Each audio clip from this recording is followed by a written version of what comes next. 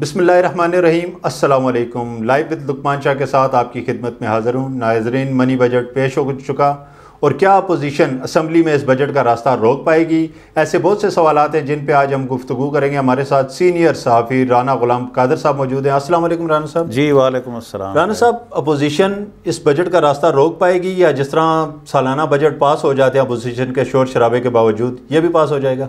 جی ایسے ہی ہوگا۔ وجہ یہ ہے کہ دیکھیں، یہ جو مالیاتی بل کی منظوری ہے یہ سمپل لیجسلیشن ہے، سادہ قانون سازی ہے۔ اس میں جو حاضر ممبران ہیں اس کی اکثریت درکار ہوتی ہے۔ اچھا، اس وقت بہرحال اب جو حکومت ہے، جو پرائم منسٹر ہیں، ان کو ایوان کی اکثریت کا اعتماد حاصل ہے، تبھی وہ پرائم منسٹر ہیں، تب یہ ان کی حکومت ہے۔ جس دن یہ وہ اکثریت کھو بیٹھیں گے تو اس دن وہ حکومت ہی کھو بیٹھیں گے۔ تو یہ درست ہے کہ ان کی چونکہ حکومت پی ٹی آئی کی اپنی میجارٹی نہیں ہے اور ان کو بیساکھیوں کا سہارا ہے، اتحادیوں کی بیساکھی۔ جی، اتحادیوں کی بیساکھی، مثلاً اس میں ایم کیو ایم ہے، جی ڈی اے ہے اور مسلم لیگ کاف ہے۔ تو یہ ایم کیو ایم نے جو ہے، جو کیبنٹ میٹنگ ہے، اس میں کچھ تحفظات کا اظہار کیا تھا، اور کیو نے بھی ابتدا میں بات کی کہ یہ اس کی وجہ یہ ہے کہ دیکھیں، یہ جو وزیر خزانہ صاحب بے شک کہتے رہے ہیں، یا اور وزراء بھی، کہ عام آدمی پہ بوجھ نہیں پڑ، بوجھ تو عوام پہ ہی پڑنا ہے، یہ تو اس میں تو شک ہی نہیں ہے کوئی، اور اس سے مہنگائی میں اضافہ ہوگا۔ پہلے انفلیشن جو ہے وہ اس حالیہ تاریخ کی سب سے بلند ترین سطح پہ ہے، 12% پہ، تو دیکھیں اس میں تو شک نہیں ہے کہ ہوگا، مگر حکومت کی مجبوری ہے۔ مجبوری یہ ہے کہ آئی ایم ایف کا تقاضا ہے۔ کس روک رکھی ہے آئی ایم ایف نے؟ کہ انہوں نے تو روکی ہوئی ہے۔ اچھا، وہ ویسے تو 12 کو میٹنگ ہے، لیکن انہوں نے ان کو انٹیمیشن دی ہے، ایک خط لکھا ہے منسٹری آف فینانس نے کہ ہم نے پروسیس شروع کر دیا ہے، اس میں ہمیں کچھ دیر بھی ہو سکتی ہے، تو یا تو آپ پاس کر دیں یا پھر آپ ڈیفر کر دیں۔ تو یہ ممکن ہے 12 کی بجائے اب 18 تک یا ایک ہفتے 10 دن لگ جائیں اس میں اور۔ اچھا، اس میں یہ اسٹیٹ بینک کو آئی ایم ایف کے پاس گروی رکھنے کی صداقت کہاں تک ہے ان باتوں میں سے؟ دیکھیں، اس میں وہ بھی بیسیکلی بنیادی طور پہ وہ آئی ایم ایف کا ہی مطالبہ ہے۔ اچھا، اور آئی ایم ایف کا مطالبہ اس لیے ہے کہ جو اسٹیٹ بینک ہے، چونکہ اس کا کام ہے ریگولیٹر کا، فینانس ونگ کا، اور وہ چاہتے یہ ہیں کہ اس میں حکومتی مداخلت ہونی نہیں چاہیے۔ اچھا، یہ اصولی طور پہ تو بات ٹھیک ہے کہ حکومتی مداخلت نہیں ہونی چاہیے، وہ ریگولیٹر کے طور پہ اپنی مرضی سے کام کرے، مالیاتی پالیسی دے، انٹرسٹ ریٹ پہ جو اس کے جو سمجھتا ہو، چونکہ ریگولیٹر کا تو مطلب یہ اس نے بینکوں کا انٹرسٹ بھی واچ کرنا ہے، پبلک انٹرسٹ بھی، حکومت کا انٹرسٹ بھی، بیلنس چلنا ہے۔ اب اس وقت جو اس کو خود مختاری دی جا رہی ہے بل کے تحت، ویسے وہ جو بل ہے وہ اسٹینڈنگ کمیٹی میں جائے گا اور اس کو اسمبلی بھی پاس کرے گی، سینٹ بھی پاس کرے گی، وہ الگ اس کی حیثیت ہے۔ فینانس بل جو ہے، جو مالیاتی ضمنی بل ہے، ترمیمی بل، اس کو وہ اسٹینڈنگ کمیٹی میں نہیں جائے گا، وہ اسپیکر نے رولنگ دے دی ہے، اس پہ جو بحث ہوگی صرف ہاؤس میں، اور اس کے بعد وہ سمپل لیجسلیشن سے پاس ہوگا۔ تو آرٹیکل 73 جو آئین کا ہے، اس میں یہ لکھا ہوا ہے کہ جو مالیاتی بل ہے وہ آپ ضرور بھیجیں گے سینٹ کو فار ریکمنڈیشنز، اور سینٹ باؤنڈ ہے کہ وہ 14 دن کے اندر ریکمنڈیشن واپس بھیجے، اور یہ قومی اسمبلی یا حکومت پابند نہیں ہے کہ ان ریکمنڈیشنز کو ساری پہ عمل کرے، مگر روایت یہ ہے کہ کچھ ریکمنڈیشنز لے لی جاتی ہیں، جیسے عام بجٹ میں بھی ہوتا ہے۔ اچھا، اس مالیاتی بل کے پیش ہونے کے بعد جو منظور ہو گیا، ایک مہنگائی کا طوفان آنے والا ہے، وزیر خزانہ صاحب تو کہتے ہیں صرف 2000 ارب کا فرق پڑے گا، لیکن ایک طوفان آتا ہم دیکھ رہے ہیں، تو کیا پی ٹی آئی عوام کا سامنا کر پائے گی؟ کیونکہ کے پی کے بلدیاتی الیکشن میں پہلے مرحلے میں ہم دیکھا کہ مولانا فضل الرحمان نے انہیں وہ دھوبی پٹکا جسے کہتے ہیں وہ مار دیا، گرا دیا پی ٹی آئی کو۔ کیا آگے عوام کا یہ سامنا کر پائیں گے پنجاب کے بلدیاتی الیکشن میں؟ دیکھیں، اب یہ جو ہے نا، یہ جوجن ہے مہنگائی کا، اس وقت میں سمجھتا ہوں کہ اصل اپوزیشن ہی مہنگائی ہے، عمران خان کی اور پی ٹی آئی کی۔ وہ جو اپوزیشن ہے وہ تو ایک اچھی انہوں نے تحریک چلا کے مومنٹم بنا کے جس طرح وہ توڑا ہے، اس کے بعد ان میں ابھی اتنا، دیکھیں آپ اگر دسمبر میں یہ اعلان کریں کہ ہم 23 مارچ کو لانگ مارچ کریں گے، تو اس کا مطلب 4 مہینے تو آپ نے خود ہی دے دیا حکومت کو۔ تو اب پرابلم ہے یہی حکومت کے لیے کہ جو مہنگائی ہو رہی ہے، بڑھ رہی ہے، اس کے بعد اس کا گراف بڑی تیزی سے گر رہا ہے، اور جو اتحادی ہیں وہ اب اس لیے پھنسے ہوئے ہیں کہ اگر وہ اس میں ساتھ دیں تو عوام کی نفرت ان کو بھی لے ڈوبے گی، اور اگر ساتھ نہیں دیتے تو ظاہر حکومت سے باہر ہونا پڑتا ہے ان کو۔ اور نہ کاف چھوڑنا چاہتی ہے حکومت، نہ ایم کیو ایم چھوڑنا چاہتی ہے، وہ چاہتے ہیں کہ آخر تک چلتے رہیں۔ اچھا، دوسرا یہ ہے کہ کچھ جو دوست ہوتے ہیں جو سپورٹ کرتے ہیں ان کا بھی یہ ہے کہ وہ یہ نہیں چاہتے کہ دیکھیں یہ ضروری نہیں ہے کہ $1 ارب کی بات ہے آپ کی قسط رک گئی ہے یا آپ کہیں اور سے لے لیں. IMF میں ایگریمنٹ کا مطلب یہ ہوتا ہے کہ آپ کی ایک ساکھ بن جاتی ہے کہ آپ کی جو معیشت ہے جو مالی حیثیت ہے وہ اتنی مستحکم ہے کہ آپ سروائیو کر سکتے ہیں. اگر آپ کا پروگرام ٹوٹ جائے اور عدم اعتماد کر دے IMF تو اس کے بعد آپ کی انٹرنیشنل جو مارکیٹ ہے وہ سرمایہ کاری کے اعتبار سے وہ غیر مستحکم ہو جاتی ہے اور یہ آپ کے لیے بہت مسائل پیدا کر چلتے ہیں. ڈیفالٹ کی طرف بھی جا سکتے ہیں چونکہ اس وقت بہرحال ہمارا جو امپورٹ بل ہے وہ تیزی سے بڑھا ہے. ان 6 مہینوں میں ہمارا جو تجارتی خسارہ ہے وہ تیزی سے بڑھ رہا ہے اور بڑی مشکل صورتحال ہے پریکٹیکلی. ٹھیک. اور یہ دیکھیں کوئی حکومت نہیں چاہتی کہ ہم غیر مقبول ہوں. اس کا مطلب یہ ہے کہ اتنی حالت معاشی جو ہے وہ کمزور ہے کہ ان کو اتنے ارب ٹیکس لگانے پڑ رہے ہیں. یہ 200 کی بات نہیں, 340 360. یعنی وہ معاشی اشاریہ بہتر ہونے کی جو بات وزارت خزانہ کے ذرائع لوگ کر رہے ہیں اس پہ کوئی صداقت نہیں ہے. دیکھیں بات یہ ہے کہ لوگوں کو اشاریوں سے اور ان سے غرض نہیں ہوتی. بات یہ ہے کہ جو چیز جو عام آدمی خریدنے جاتا ہے وہ اگلی دفعہ اس ریٹ پہ نہیں ملتی. تو آپ دیکھیں جب آپ کے لیے روٹی مہنگی ہو گئی ہے, آپ کے لیے دودھ مہنگا ہو گیا, آپ کے لیے اشیاء خورد و نوش مہنگی ہو گئی ہیں, ویسے ہر چیز جب آپ پیٹرول بڑھاتے ہیں, ڈیزل بڑھاتے ہیں, کرائے بڑھ جاتے ہیں.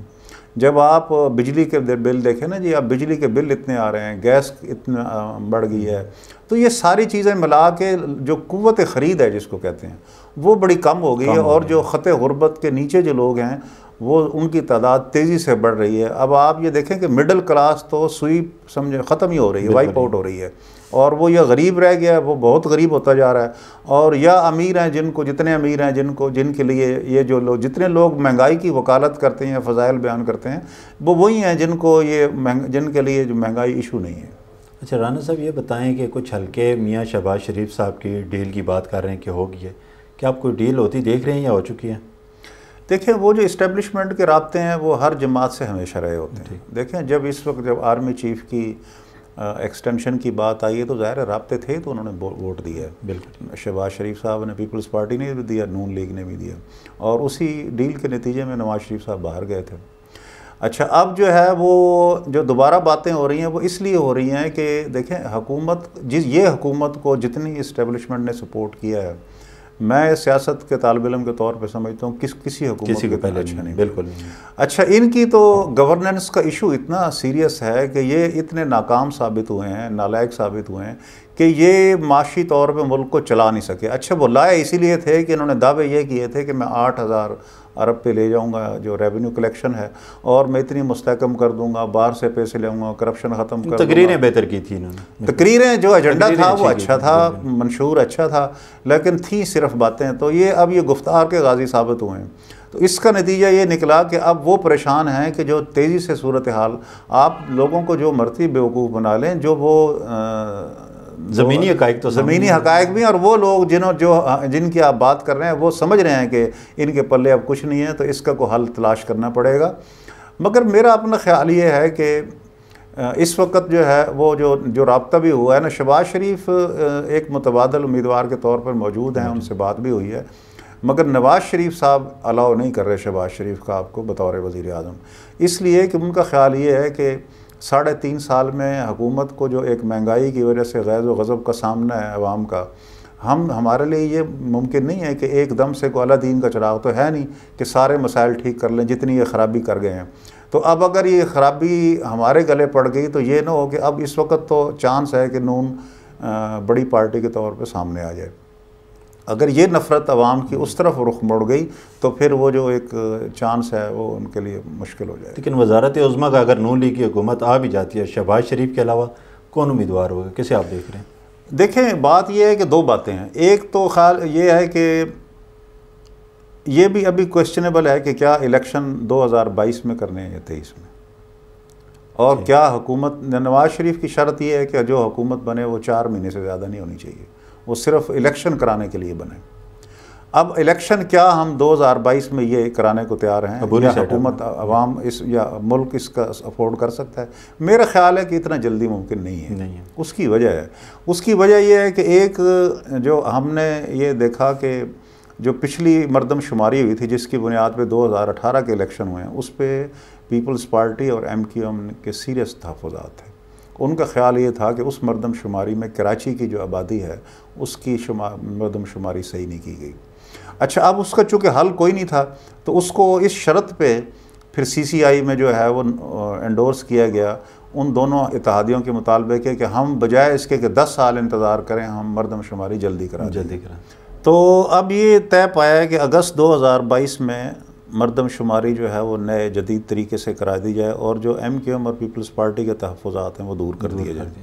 دوسرا یہ ہے کہ اب اگر ظاہر ہے وہ اتنی بڑی ایکسرسائز یہ بھی کویشچن ہے کہ ہو سکے گی یا نہیں, لیکن بہرحال اس طرف وہ فنڈز بھی الوکیٹ کر دیے اور تیزی سے اس پہ کام ہو رہا ہے. بہرحال اب یہ ہے کہ پیپلز پارٹی دوسرا سندھ میں ان کی حکومت ہے, پیپلز پارٹی چاہتی ہے کہ یہ 5 سال پورے ہوں اور حکومت ہماری چلتی رہے. اچھا ویسے تو میرا خیال ہے اگر الیکشن ہوں بھی تو وہ جیت سکتے ہیں, اس پوزیشن میں ہیں, لیکن ان کی خواہش یہی ہے. اب پھر اس کا مطلب یہ ہے کہ الیکشن کرانے کا کیا فائدہ؟ ایک فائدہ ضرور ہے, وہ یہ ہے کہ اس وقت FIA اینٹی کرپشن ڈپارٹمنٹ یا کسی حد تک نیب بھی وہ حکومت کے زیر اثر آ کر بہرحال شریف فیملی کو یا زرداری صاحب کو ان لوگوں کو کے خلاف کیسز میں سیاسی مقدمات تو یہ ریلیف ان کو مل سکتا ہے کہ اگر حکومت تبدیل ہوتی ہے تو کم از کم یہ ہے کہ ان کو یہ جو استغاثہ تنگ کر رہا ہے, جو کیسز جو ایسے بن رہے ہیں جو نہیں بنتے یا مبینہ طور پہ دباؤ کے تحت بنائے جا رہے ہیں, تو وہ بننا بند ہو جائیں گے. اس لیے پھر اس پہ تھنکنگ یہ ہو رہی ہے کہ پھر امیدوار اگر شہباز شریف نہ بھی ہوں, ان کے اگر نہ ہو تو پھر ان کے امیدوار تو شاید خاقان عباسی ہیں. یعنی میاں شہباز شریف صاحب, میاں نواز شریف اگر وہ نہیں آتے ہیں, اگر نہیں وہ میاں صاحب قبول تو ہیں مگر یہ ہے کہ وہ یہ سال کے لیے قبول نہیں ہے. اچھا وہ شاید اس لیے تو تیار ہوں کہ اگر الیکشن ہوتے ہیں اور 5 سال کے لیے بنتے ہیں تو پھر ان کے امیدوار شہباز شریف ہی ہیں. اور شہباز شریف ظاہر ہے کہ وہ کیپیبل ہیں زیادہ, تو مگر سٹاپ گیپ ارینجمنٹ کے طور پہ پہلے بھی شاید خاقان صاحب جو تھے بنیادی طور پہ آئے وہ اس لیے تھے کہ وہ کچھ 60 دن کے لیے بن جائیں اور پھر وہ الیکشن MNA کا لڑکے پھر آ جائیں اور اس طرح, مگر بعد میں پھر یہ سیکنڈ تھاٹ آیا تھا اس وقت کہ بھی انہوں نے کہا کہ اب چلو بن گئے ہیں تو ان کو چلائے رکھیں. اچھا رانا صاحب آپ سے آخری کویشچن میرا کہ میاں نواز شریف صاحب لندن سے پاکستان واپس آتا دیکھ رہے ہیں آپ یا انہیں سعودیہ جاتا دیکھ رہے ہیں؟ نہیں آئیں گے تو وہ پاکستان ہی. اچھا جی پاکستان وہ آئیں گے. عمران خان کی موجودگی میں آ جائیں گے موجودہ حکومت میں؟ جی وہ دیکھیں اس سے ان کو فرق نہیں پڑتا عمران ہے, یعنی ان کا جو تعلق میرے خیال میں وہ زیادہ یہ ہے کہ اگر یہ چیزیں طے پا جاتی ہیں جو ایک بات چل رہی ہے کہ الیکشن 22 میں کرائے جائیں 4 سال, وہ اس لیے بھی ہے کہ جب مولانا فضل الرحمان صاحب نے دھرنا دیا تھا اس وقت بھی ان سے یقین دہانی کرائی گئی تھی کہ قبل از وقت الیکشن ہو جائیں گے. اچھا مولانا فضل الرحمان صاحب کو یقین دہانی کرائی گئی تھی تو اس وقت وہ ایک یقین دہانی ڈیو ضرور ہے لوگوں. یہ جو KPK میں انہوں نے سیٹیں جیتی ہیں یہ اس کا حصہ تو اس وقت کی وہ نہیں, وہ اس کا KPK کا حصہ وہ اصل میں دیکھیں وہ KPK کے رزلٹ کے 2 فیکٹرز ہیں میرے خیال میں. ایک یہ ہے کہ اثر انداز کوئی نہیں, وہ نیوٹرل رہے ہیں, اور دوسرا یہ ہے کہ جو افغانستان میں طالبان کی حکومت بنی اس کا بھی اثر ہے. ٹھیک ہے, شکریہ رانا صاحب, کیونکہ ہمارے پاس وقت کم ہے, انشاءاللہ اگلی نشست میں مزید بات چیت ہوگی. ناظرین اگلے پروگرام تک کے لیے اجازت دیجیے, اللہ حافظ.